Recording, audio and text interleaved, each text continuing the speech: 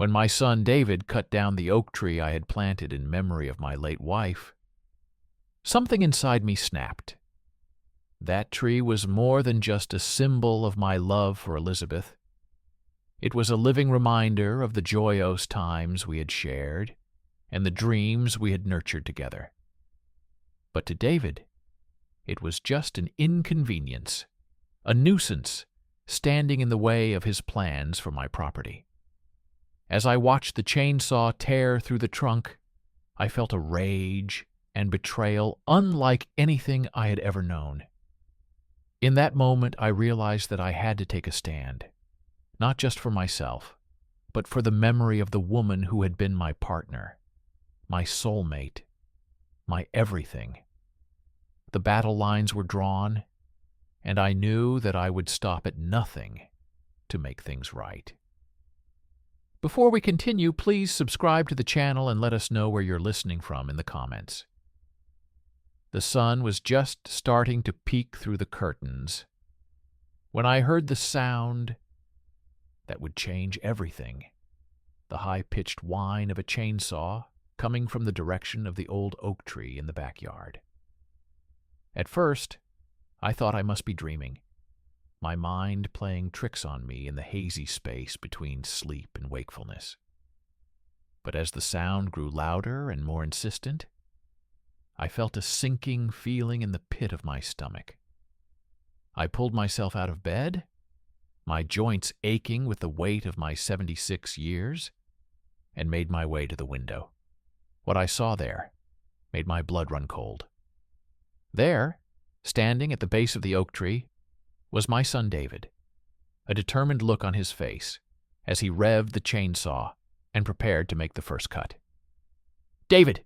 I shouted, my voice hoarse with sleep and panic. "What the hell do you think you're doing?" But he didn't even look up, his focus entirely on the task at hand. I watched in horror as the chainsaw blade bit into the trunk, sending a shower of sawdust and wood chips flying into the air. I don't remember running downstairs or bursting out the back door.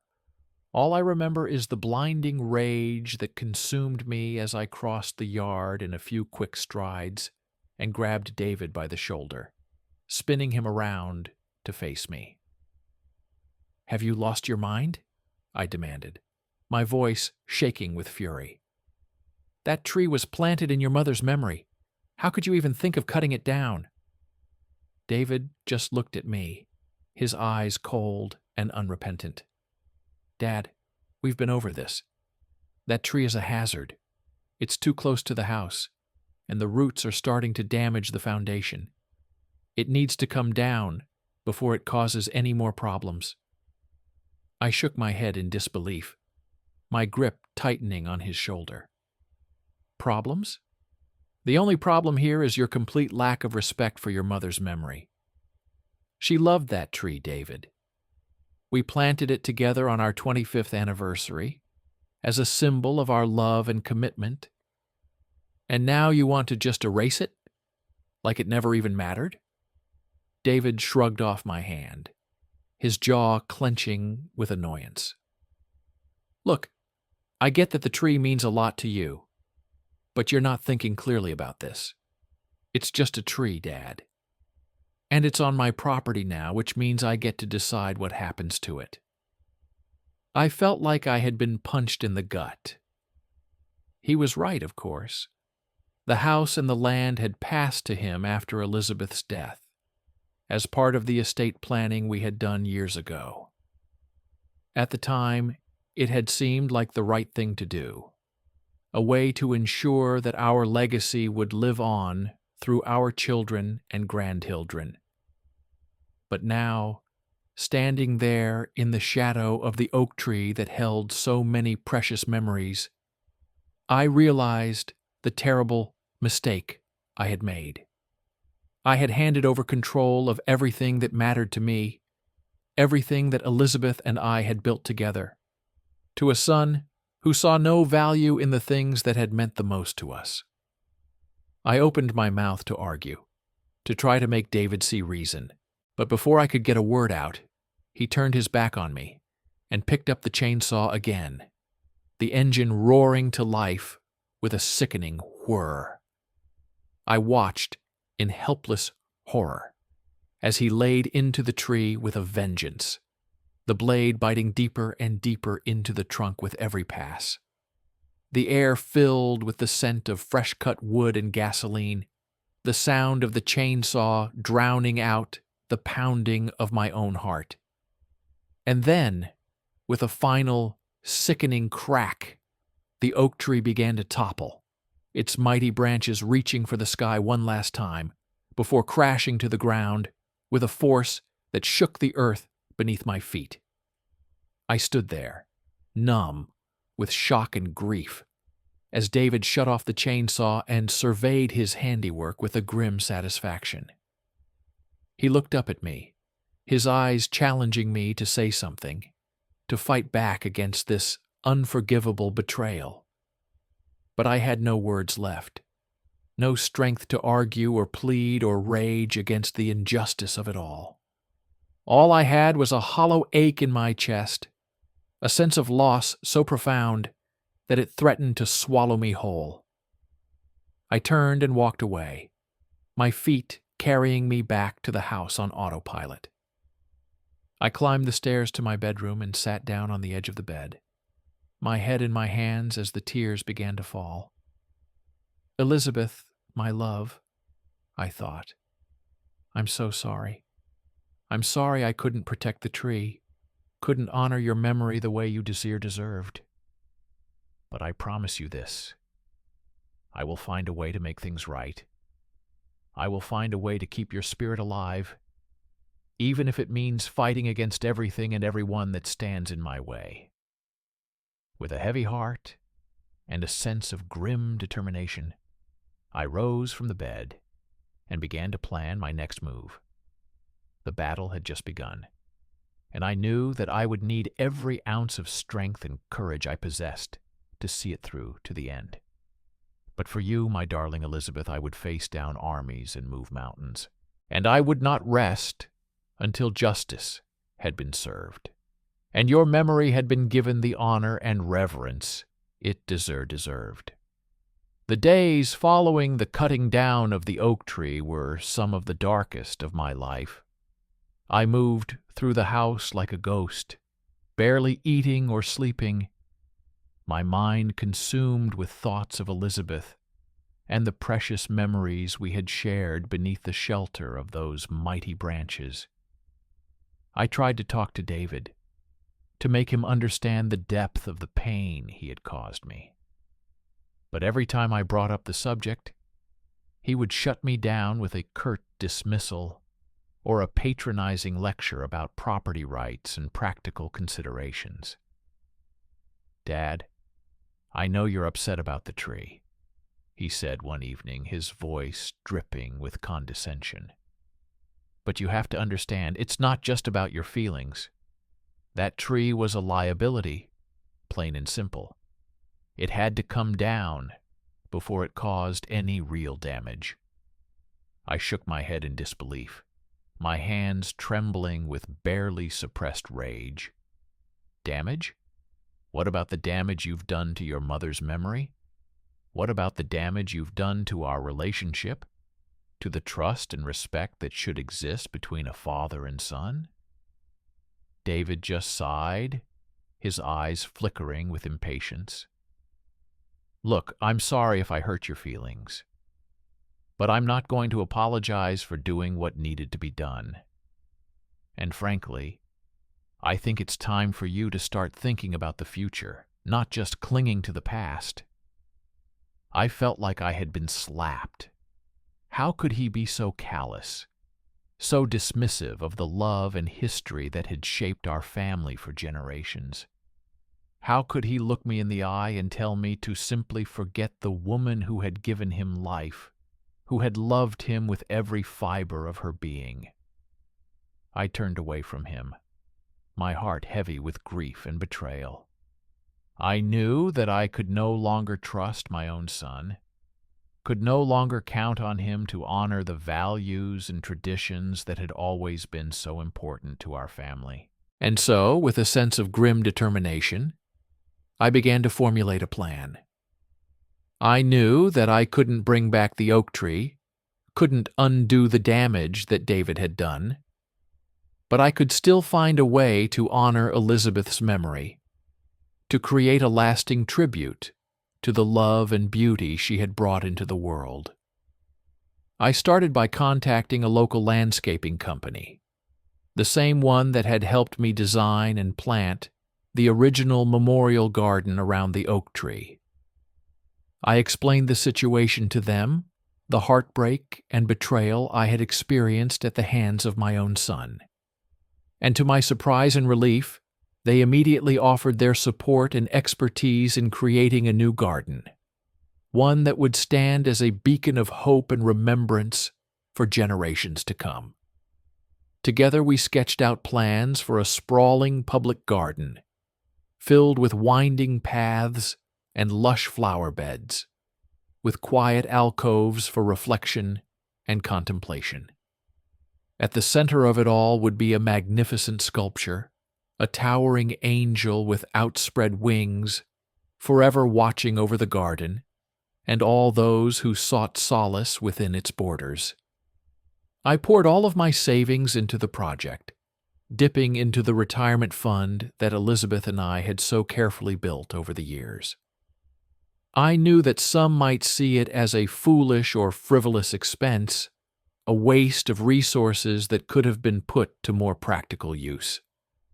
But to me, it was a sacred duty, a way to keep Elizabeth's spirit alive and to share her love and light with the world. And as I watched the garden take shape, saw the first tender shoots of new life emerging from the soil, I felt a sense of peace and purpose that I hadn't known in years.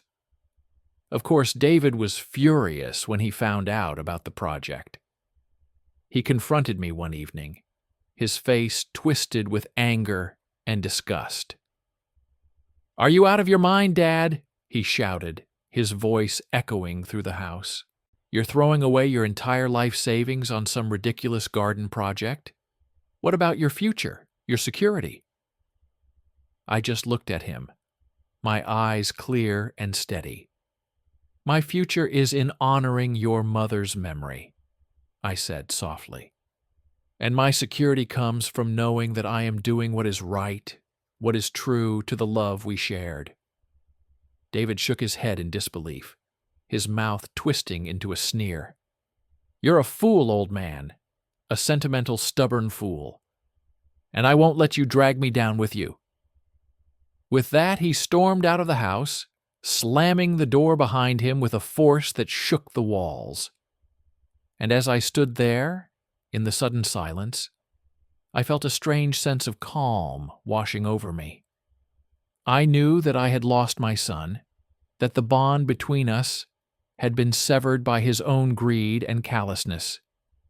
But I also knew that I had gained something far more precious, a renewed sense of purpose, a clarity of vision that would guide me through whatever challenges lay ahead. And so, with a heavy heart, but an unshakable resolve, I turned back to the work at hand.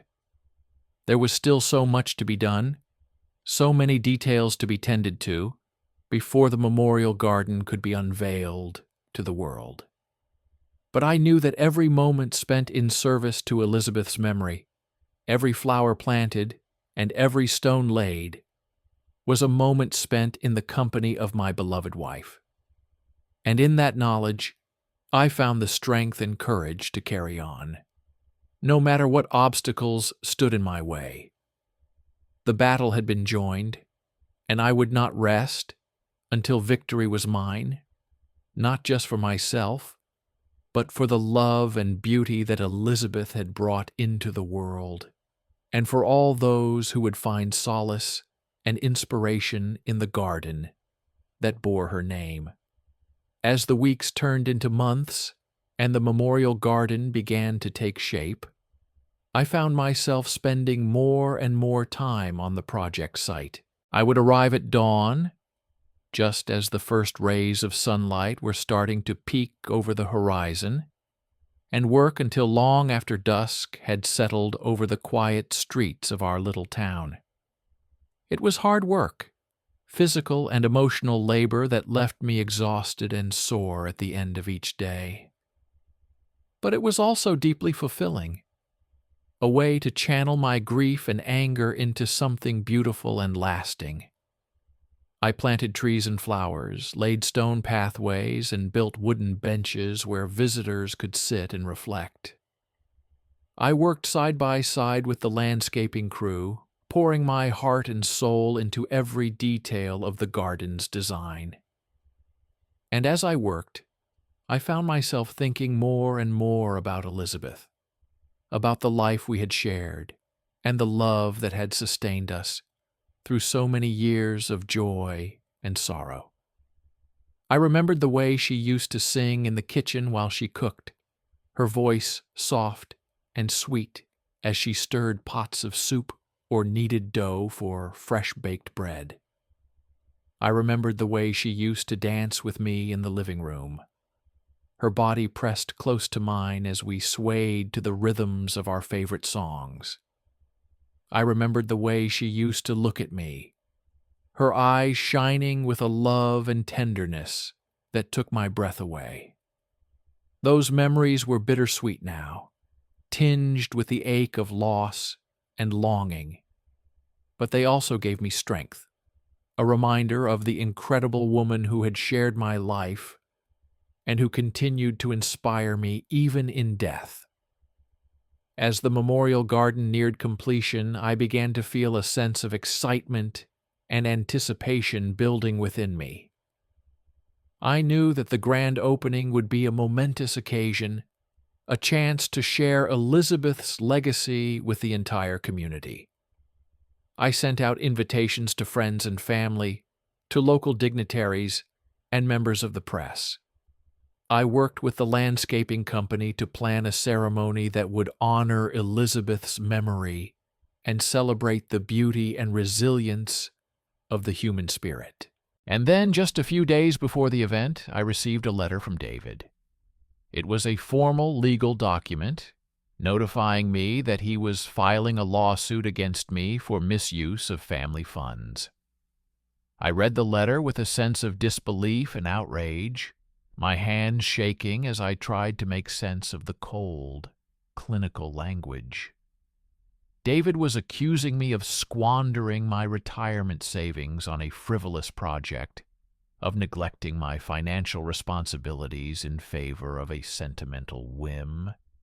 He was demanding that I halt construction on the memorial garden immediately, that I return all funds to the family trust, and relinquish control of the project to him. And he was threatening to take legal action if I refused to comply. For a moment, I felt a wave of despair washing over me. How could my own son be so cruel, so heartless in the face of my grief and devotion? How could he seek to destroy the one thing that had given me purpose and meaning in the wake of Elizabeth's death? But then, as I sat there in the quiet of my study, I felt a spark of defiance kindling within me. I knew that I could not let David win, could not let him trample on Elizabeth's memory, or rob the community of the gift I had worked so hard to create. And so, with a sense of calm determination, I picked up the phone and dialed the number of my lawyer. I explained the situation to her, the lawsuit and the threats, and asked for her advice and support in fighting back against David's cruelty. To my relief and gratitude, she immediately offered to take on the case, to help me defend the memorial garden and protect Elizabeth's legacy. She assured me that I had every right to use my own funds as I saw fit, and that David's lawsuit was baseless and without merit. Over the next few days, we worked tirelessly to build our case, gathering evidence and testimony from the landscaping company, from community members who had been touched by Elizabeth's kindness and generosity over the years. We filed a countersuit against David, accusing him of harassment and emotional distress, of seeking to undermine a charitable project that would benefit the entire town. And as the legal battle unfolded, I found myself drawing strength and courage from the love and support of those around me. Friends and neighbors rallied to my side, offering words of encouragement and acts of kindness that buoyed my spirits and reinforced my resolve. Even in the face of David's cruelty and betrayal, I knew that I was not alone, that I had an entire community standing with me in defense of Elizabeth's memory and the beautiful garden that bore her name. And so, as the day of the grand opening approached, I held my head high and my heart steady. I knew that there would be challenges and obstacles ahead, that the fight was far from over. But I also knew that I had the strength and the love to see it through to the end, to honor Elizabeth's legacy, and to create a lasting tribute to the incredible woman who had been my partner, my soulmate, my everything. And in that knowledge I found a sense of peace and purpose that would guide me through whatever lay ahead. For Elizabeth, for our love, I would never stop fighting, and I would never ever give up. The day of the grand opening dawned bright and clear, with a gentle breeze rustling through the leaves of the newly planted trees. I arrived at the memorial garden early, my heart full of anticipation and nervous energy. As I walked through the gates and took in the sight of the beautiful space we had created, I felt a lump rising in my throat.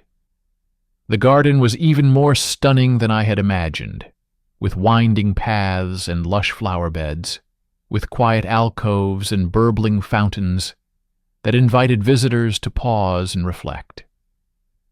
At the center of it all stood the magnificent angel sculpture, her wings outspread in a gesture of welcome and protection. The morning light danced across her face, illuminating the serene expression that seemed to radiate love and compassion. I stood there for a long moment, my eyes filling with tears as I thought of Elizabeth and all that she had meant to me. I could almost feel her presence beside me, could almost hear her voice whispering words of encouragement and support. "I did it, my love," I murmured softly. "I kept my promise to you. I created something beautiful in your memory, something that will live on long after I am gone." As the hour of the ceremony approached, people began to arrive at the garden.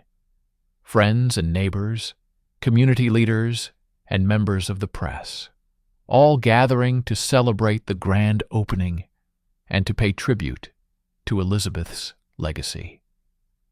I greeted them all with a smile and a handshake, my heart swelling with gratitude for their support and kindness. And as I looked out over the crowd, I saw faces etched with emotion, with the same love and admiration that I felt for my beloved wife. But then, just as the ceremony was about to begin, I saw a familiar figure pushing his way through the throng. It was David, his face twisted with anger and resentment, his eyes flashing with a cold, hard light. He strode up to the podium where I was standing, his fists clenched at his sides. "This ends now, old man," he hissed, his voice low and menacing. "I won't let you get away with this. I won't let you squander our family's legacy on some ridiculous vanity project." I felt a wave of fury rising within me, a hot, prickling sensation that made my skin feel tight and my blood roar in my ears. But I forced myself to stay calm, to meet David's gaze with a steady, unwavering resolve. "This is not a vanity project, David," I said softly, my voice carrying across the sudden hush that had fallen over the crowd. "This is a tribute to your mother, to the incredible woman who loved you and raised you and gave you everything she had." David sneered, his lip curling with disdain. Don't give me that sentimental crap, Dad. This is about you, about your ego and your stubbornness. You just can't stand the thought of letting go, of moving on with your life. I shook my head, my heart breaking at the bitterness and anger in my son's voice. No, David. This is about honoring Elizabeth's memory, about creating something that will bring joy and solace to others, something that will keep her spirit alive, even though she is gone. David opened his mouth to retort, but before he could speak, a voice rang out from the crowd. It was Mrs. Jameson, the elderly widow who lived down the street, her face lined with age, but her eyes shining with a fierce, determined light. "Shame on you, David Patterson," she cried, her voice quavering with emotion. "Your father is doing a beautiful thing here, a selfless and loving thing, and all you can think about is money and power and your own selfish desires." A murmur of agreement rippled through the crowd, and I saw David's face flush with embarrassment and rage. He glared at Mrs. Jameson, his hands balling into fists at his sides. But before he could say anything, another voice spoke up.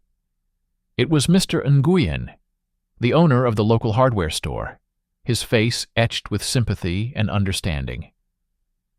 "Lloyd is a good man," he said firmly, his gaze fixed on David. "He has always been there for this community, always ready to lend a helping hand or a kind word.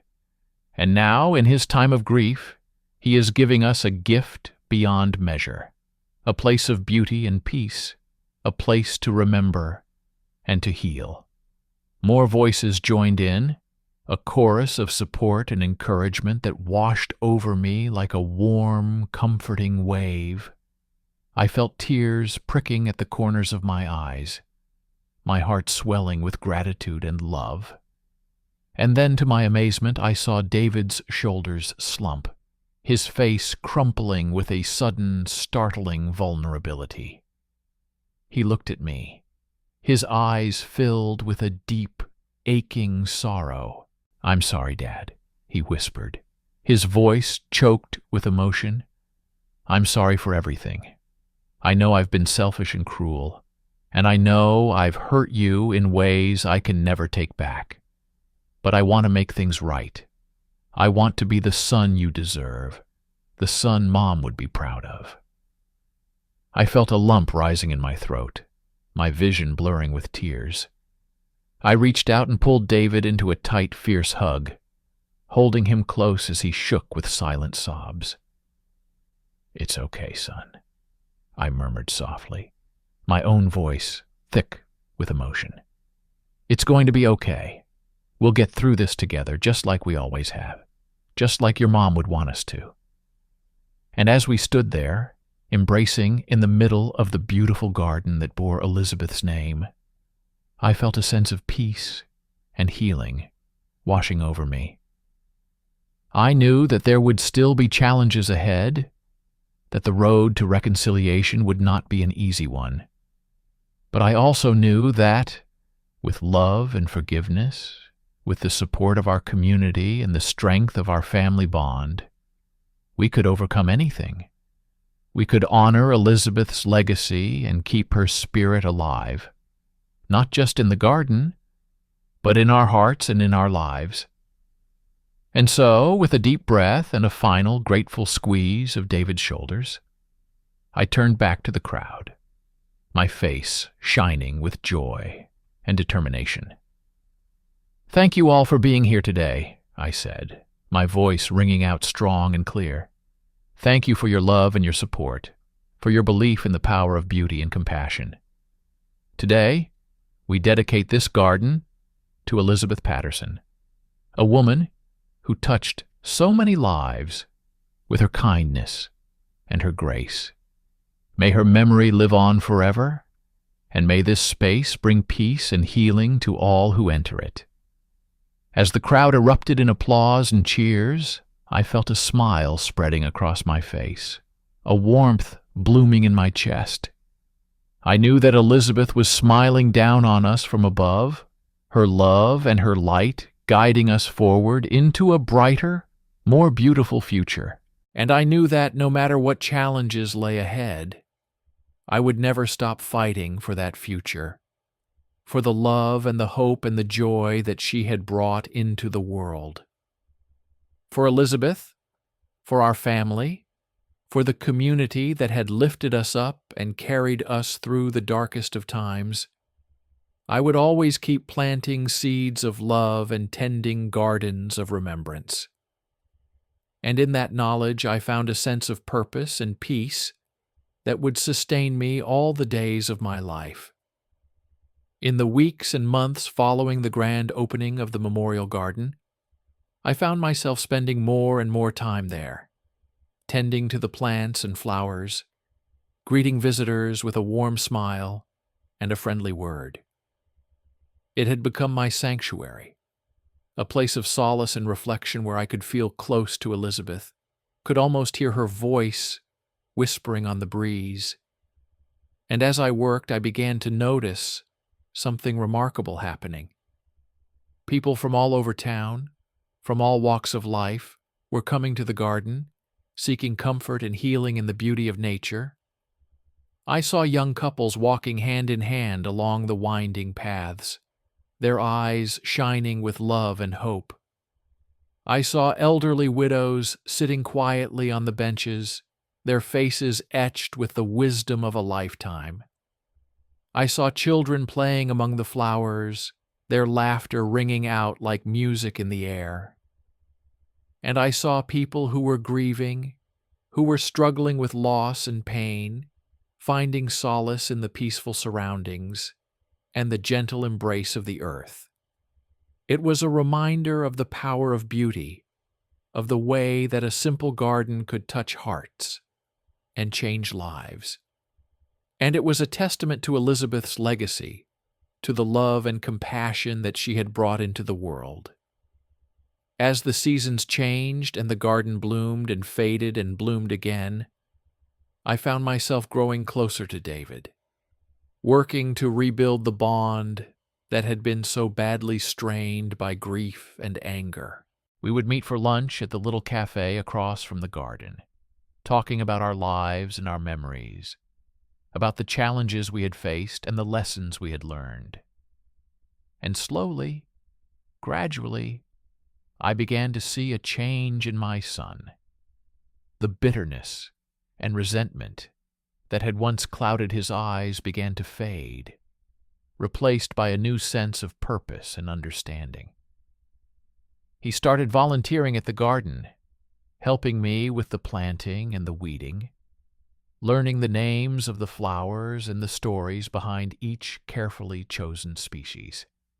And he began to open up to me in a way he never had before, sharing his fears and his dreams, his hopes for the future, and his regrets about the past.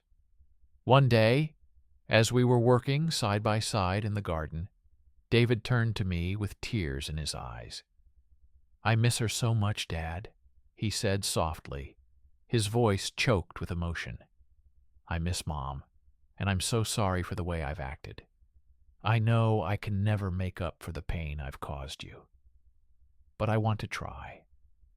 I want to be the son you deserve, the son she would be proud of." I felt my own eyes filling with tears, my heart swelling with love and forgiveness. I reached out and pulled David into a tight hug, holding him close as he wept against my shoulder. "You already are, son," I murmured softly. "You already are. Your mother loved you so much, and she would be so proud of the man you're becoming, just like I am." We stayed like that for a long moment, father and son, united in our grief and our love. And when we finally pulled apart, I saw a new light shining in David's eyes, a sense of peace and purpose that filled me with hope for the future. As the years passed and the garden continued to grow and thrive, I found myself thinking more and more about the legacy I wanted to leave behind. I knew that I wouldn't be around forever, knew that someday I would join Elizabeth in that great garden in the sky. And so, with David's help and support, I began to make plans for the future of the memorial garden. We set up a trust fund to ensure that it would be maintained and cared for long after I was gone. And we worked with the community to create programs and events that would keep Elizabeth's spirit alive. We held concerts and art shows, poetry readings, and storytelling circles. We invited school groups to come and learn about the plants and the ecosystems, about the ways that nature could heal and inspire. And through it all, I felt a sense of peace and purpose that I had never known before. I knew that I was doing something that mattered, something that would live on long after I was gone. And I knew that, in some small way, I was keeping Elizabeth's memory alive, honoring the love and the light that she had brought into the world. As I sat on a bench in the garden one warm summer evening, watching the sun sink slowly behind the trees, I felt a sudden presence beside me. I turned and saw Elizabeth, as real and as beautiful as the day we first met. She was smiling at me, her eyes shining with love and pride. "You did it, my darling," she said softly, her voice like music in the air. "You kept your promise to me. You created something beautiful in my memory, something that will live on forever." I felt tears streaming down my face, my heart so full it felt like it might burst. "I couldn't have done it without you," I whispered, reaching out to take her hand. "You were my strength, my inspiration, my everything." She smiled and leaned in close, her lips brushing against my cheek in a gentle kiss. "And you were mine," she murmured softly. "I will always be with you, Lloyd, in the garden, in your heart, in every moment of joy and sorrow. I will always be with you." And then she was gone, fading into the golden light of the setting sun. But I knew that she was still there, watching over me in the garden, guiding me forward into a future filled with love and hope and endless possibility. I stood up slowly, my heart full and my spirit soaring. I took one last look around the garden, at the flowers and the trees, at the sculpture of the angel that seemed to smile down on me with Elizabeth's eyes. And then I turned and walked out of the garden, into the warm embrace of the summer night. I knew that there would be challenges ahead, knew that the road of life was never smooth or straight, but I also knew that I had the strength and the love to face whatever lay ahead, to keep planting seeds of joy and tending gardens of remembrance all the days of my life. For Elizabeth, for our love, for the beauty and the wonder of the world, I would never stop growing, never stop blooming, never stop reaching for the sun. Years have passed since that summer evening in the garden, and so much has changed in the world around me. But the memorial garden still stands, a beacon of love and light in the heart of our little town. David and his family have taken over the day-to-day care of the space, tending to the plants and the flowers with the same love and dedication that I poured into it for so many years. And every day, people from all over come to the garden, seeking solace and healing in the beauty of nature. They walk the winding paths and sit on the benches. They marvel at the sculpture of the angel and the rainbow of colors that blooms around them. And in their faces, I see the same joy and wonder that I felt all those years ago, the same sense of peace and purpose that Elizabeth brought into my life. I am an old man now, my body frail, and my mind sometimes wandering. But my heart is still full of love, still overflowing with gratitude for the incredible journey that has been my life. And as I sit in my favorite chair by the window, looking out at the world that Elizabeth and I built together, I know that I have lived a life well lived, a life filled with beauty and meaning and endless love. I know that I have kept my promise to my beloved wife, that I have honored her memory in the only way I knew how. And I know that someday soon I will join her in that great garden in the sky, where the flowers never fade and the love never dies. But until then, I will keep tending to the garden of my own heart, keeping planting seeds of joy and compassion, keep reaching for the sun, for Elizabeth, for our love, for the beauty and the wonder of the world. I will never stop growing, never stop blooming, never stop living life to the fullest. And in that knowledge, I find a sense of peace and contentment that will sustain me all the days of my life and beyond. If you enjoyed this story, please hit the like button and subscribe to our channel for more inspiring tales of love, loss, and the human spirit. And don't forget to share your own stories and experiences in the comments below. We can't wait to hear from you. Thank you for watching. And remember, no matter how dark the night may seem, there is always a dawn waiting just around the corner. Keep planting seeds of love and never stop reaching for the sun.